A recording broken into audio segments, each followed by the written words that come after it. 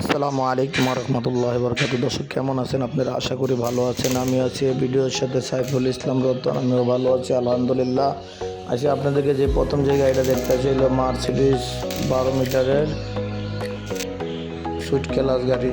তারপরে যে গাড়িটা এখন দেখাইতেছে এই গাড়ির লোড অশোক লিলেন 18 180 3.5 লাগাইতেছি। ইনশাল্লাহ গাড়ি অবশ্যই কমপ্লিট হলে খুবই ভালো লাগবে। এক ভাই বলছিলেন যে গাড়ি এত হাই কেন, যে ভাই গাড়ি এত হাই না, সুইট ক্লাস গাড়ি তো নিচের সিট উপরে যেতে স্লিপার একটু হাইট দরকার আছে, তবে দোতলা না। ইনশাল্লাহ বিআরটি যদি মাপতে যায় অবশ্যই বিআরটির মাপ অনুযায়ী আছে এই গাড়িটি।